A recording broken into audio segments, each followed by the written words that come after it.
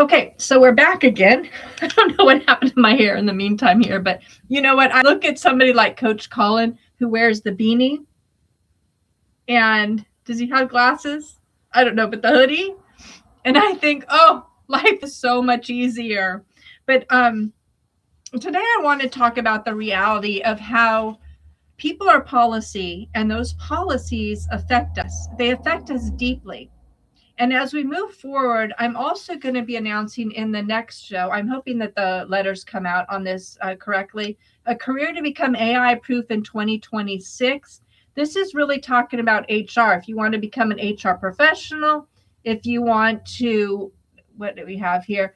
Strong communication skills, conflict resolution, talent development, training, diversity. There's a lot of great ways to get a human centered leadership focus, whether or not you want to go in HR, you want to understand who HR is hiring right now. And if you're already in a particular role with a company that you want to stay with, how to make sure that you're one of the chosen for the promotions moving ahead.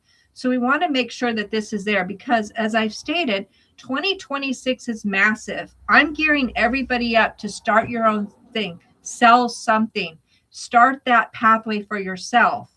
But in the meantime, we want to make sure that for to support you in the place that you're in. And I think the understanding behind the curtain of human resources, where their grants and funding, this whole DEI that derailed us, how to play the game so that the game is in your favor. I wanted to share a screen and go through some of these points here. Let me get this going here. And I'm going to move kind of quickly here because I think I'm going to have to start moving forward and just pre-recording all the videos like I did over the previous years. There's just too much. I don't know. YouTube stopped at midstream on my side at about 4 minutes. And yet when I went back to edit it, it had gone for 4 more minutes to 8 minutes. That there's just something going on with the YouTube live. There always has been. That isn't difficult.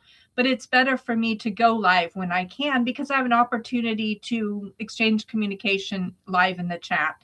So we'll see how we can balance that. I wanted to bring this up.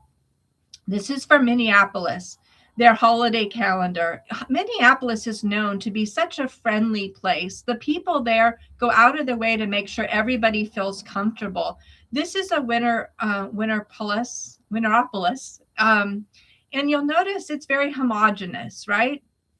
Fun, just the typical things that you would see in any city.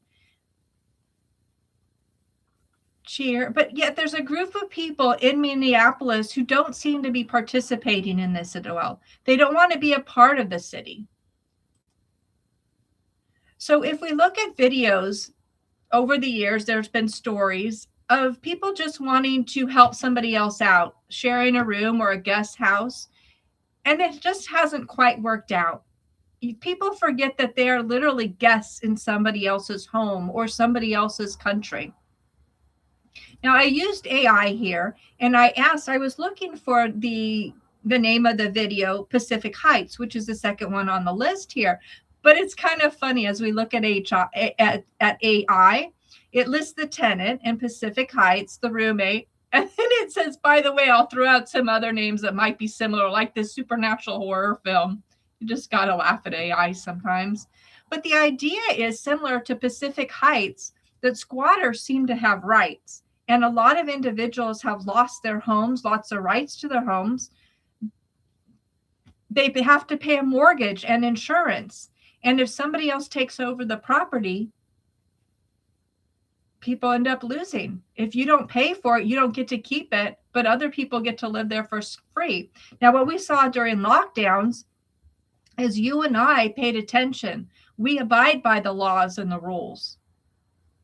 And yet those who decided that, whoa, there's an opening here, courts are closed, police won't enforce, let's take everything we can. And we saw it massively, whether it was shoplifting, but it was under $900, so it didn't count. Whether it was beating somebody up, oh, but they poked me first. Whether it was, all of these lies that came out, one or another, to try to justify the crimes. It just didn't make sense. As we move forward, Business Insider here said scammers are stealing homes right from under their homeowners' noses, and AI is making it scarily easy. Now, I wanted to talk about this for just a second as well, because as I mentioned, right now I'm working with a lady in her mid 80s who bought her home in actually 1980s, her and her husband. They had it paid off in less than 30 years, right about 20 years. So it's been paid off for a long time. And yet, scam after scam, individuals have tried to take out loans, take the property, and she gets it cleared up time and time again. There's been two major that have gone to the point of almost a full foreclosure.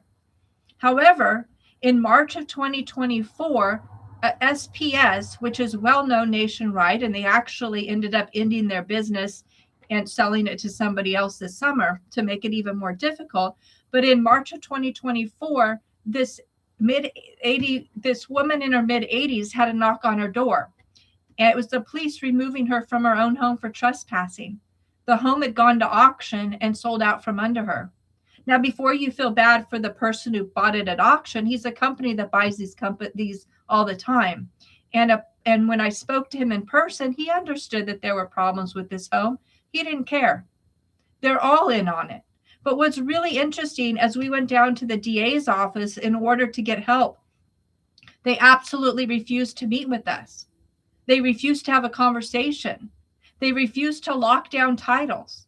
And in fact, in this case, in order to portray the fraud, the organization who sold the home did the final foreclosure and selling of the property, of which through documents we've proven didn't even have the right to do that, even if there had been mispayments or foreclosure.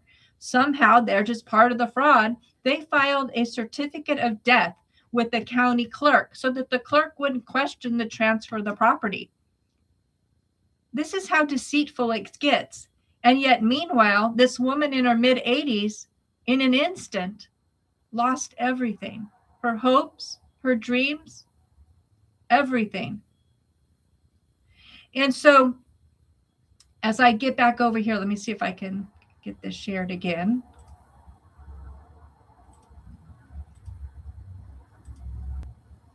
So as we continue to look through this process, I was looking at, in some countries, Americans can buy property. They might have to buy it through a trust or with a partnership of a local individual.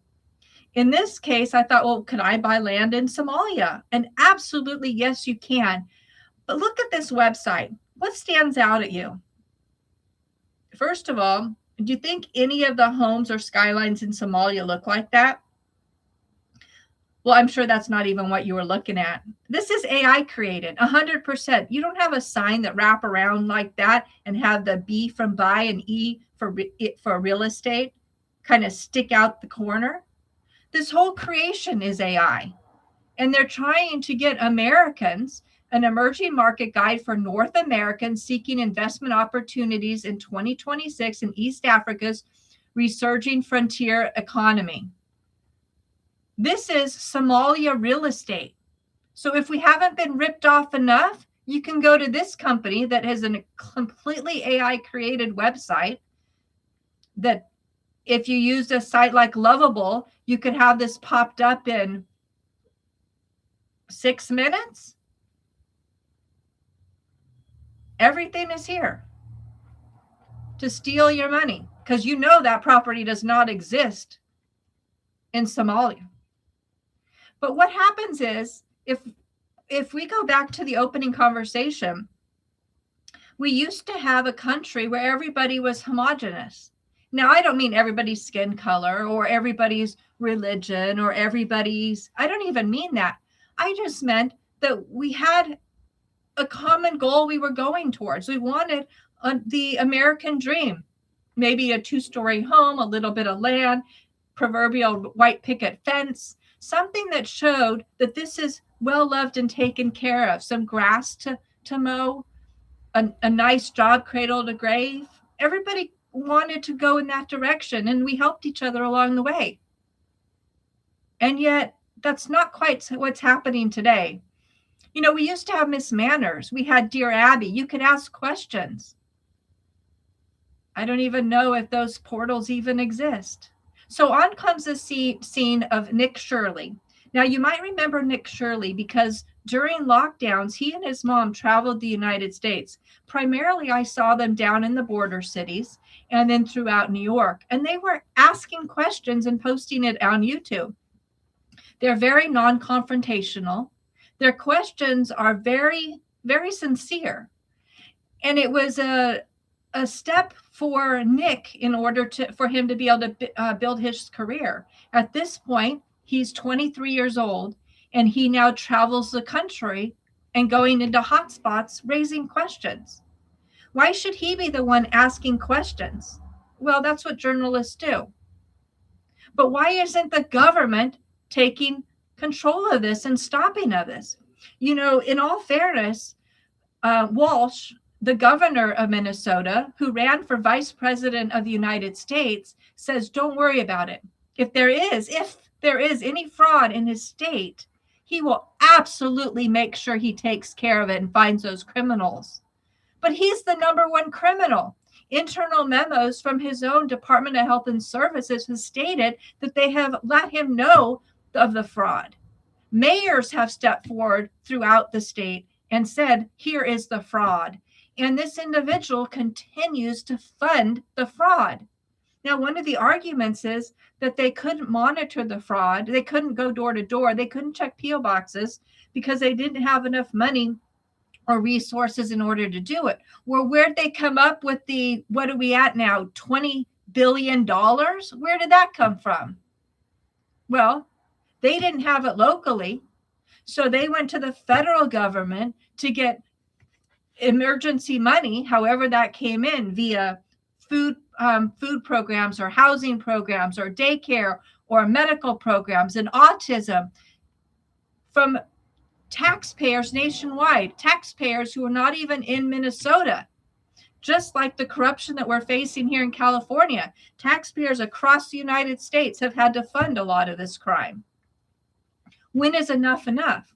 So kudos to Nick Shirley as he goes in and explores. What I wanted to do is I've got linked in the description, so it's very easy for you, but I wanted it on the screen in case you're just watching this and you don't have access to the description. This is Nick Shirley. I investigated Minnesota's billion-dollar scandal. He drove around the city with this gentleman with the piece of paper and just calculated the amount of fraud as he went from daycare center to daycare center, and in total found one child. One. Where are all the children? And why is the government paying millions of dollars to these individuals? But what's interesting is as he's in this hallway, this individual is telling him to leave. He doesn't belong there. In a very, very heavy accent, he's telling them to get out. While they're trying to point out the questions that they would like to get answers to and who can they talk to, the guy just tells them to get out. He's not even from this country or this culture or assimilating, but he's part of the fraud and he knows it. Now, I don't know the depth of what it is. I don't know if he owns a building. He's collecting the false rents. I don't know the flow, but he's telling them to get out. But this next string is really what needs to get us to wake up and stop. Our government needs to just stop what they're doing. This woman approaches him as he is looking in that door behind, which is supposedly a daycare center. And he's asked them if he could bring his child there for daycare. No, nowhere. There's nowhere in any of these places that daycare is open. You can't bring your children there. There's no daycare. They're just stealing the money. This one, and I could be wrong, but they had, I think, 90 children listed, getting something like $4 million over a few years of payments from the government. Now, I don't know about you, but when I had my child, I didn't get subsidized daycare. In fact, at one point, I strapped my child to the front of me and ended up going to work because I had to work in order to keep my job. And yet, I can't leave my child at home. You just have to figure it out. And somehow these people not only had childcare for their entire community, their community didn't even use it. And so this woman walks up completely covered head to toe, which, as we saw during COVID, does not make people feel very comfortable. And I'll mention that the TOO on here is not because you're afraid of me. It's because, in addition to the list of reasons why I don't want to talk to you, I'm also afraid of you, is where that too comes from. So this woman here at 14 minutes and 29 seconds is telling Nick Shirley that I'm afraid of you. I don't know if you can hear. How can I explain everything? You're scared of me? Yeah. Why? Because of your body. Because of my color. You said you're scared of me because of my color. Does that make you a racist? Yeah, no. No. You said. So she says, I'm afraid of you because of your color. And he says, does that make you a racist? And she says, no. Yet she, completely covering up with just her eyes peeking out, is stealing money from the American taxpayer and thinks that that's okay, but calling somebody that whole, and this is what we heard from Ilhan Omar as well. She stood up in Congress and said the one group of people in the United States that you should be most afraid of is the white man. Then choose another country. Or if we're going to be friends, we're not going to steal from each other. This whole thing is so beyond what we would believe a society would be a part of. So here, how a viral expose on welfare fund fraud led to door-to-door federal probe in Minnesota. Why did it take Nick Shirley? There's been a ton of independent researchers going door to door, and they don't listen to that. But finally, Nick Shirley got the ear of the White House, I guess, and we're finally moving forward. But you know what else happened in Minneapolis? George Floyd. Remember the George Floyd riots? Well, peaceful protests where they lit businesses on fire. A group of individuals had just taken over that city, and in order to be not called racist, they attacked a police officer that was doing his job. Now, I wasn't there. I'm not on the scene. I know there's controversy with on all sides of this case. It's been so manipulated. But riots broke out. And this again was Minneapolis. So finally, we have Homeland Security says a fraud investigation is now underway in Minneapolis. FBI deploys more resources to Minnesota amid Trump's targeting of the state. Trump is targeting them. This is what The Guardian says. Really, is Trump targeting Minneapolis, Minnesota specifically? And then we have surgeon federal officers in Minnesota focuses on alleged fraud at daycare centers. Now, this group will not answer any questions while in the hallways. They're told to leave. In one scene, the police even come and have them removed so that, they're being trespassed. And yet, meanwhile, their pockets and your pockets are completely being emptied out because of these ridiculous protocols. So it's time to have this stop. Somehow, criminals are protected in this country. They have a right to due process. But just like my friend in her mid-80s, she doesn't have any right to due process. She doesn't get any money for that home that she lived in that started out in the $200,000 range, is now somewhere in around $3 million. She doesn't get any of that. All her furniture and her jewelry, her memories, her photos, no, all of that's gone. You know what else she got? The police threw her down in the middle of the street in her mid-80s. She's hurt her leg and her shoulder, her teeth. She gets weird headaches now. That's what she got. Because those who stole her home have more rights than her, even though her driver's license lists that as being her home, even though all the documents and bank records and deed list as her. People just walk in and steal our stuff. And at some point, this has got to stop. And with an administration looking the other way, it's not going to change. But we have hope. And let me see if I can find that real fast here. I forgot to pull this up. What did Trump post today?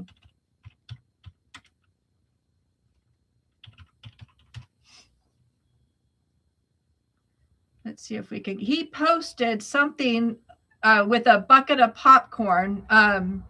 Let the movie begin. Yeah, I tried to find it before and it didn't come up either on here. So I'm going to have to find access. But on Truth Social, he posted an image of himself. I think it has 3D glasses on and eating popcorn, telling us, let the movie begin. So I think we're really going to see things ramp up even more. We've seen a lot of movement over the last year. It's actually giving many of us hope again that we can have our lives back. We can really continue to grow without all the stress and looking over our shoulder. We can embrace our neighbors. We can support those who need help because our pockets won't just be emptied for theft and fraud and abuse that is used against us. So again, I'd like to tell you that watch out. This is coming up. This is a way to AI proof in yourself in 2026. Really creating human-centric leadership. So we're going to be talking about that on this pathway of building the life you love, not choosing the door that's marked security, but actually choosing the pathway marked freedom for yourself and generations to come. Have a blessed day today.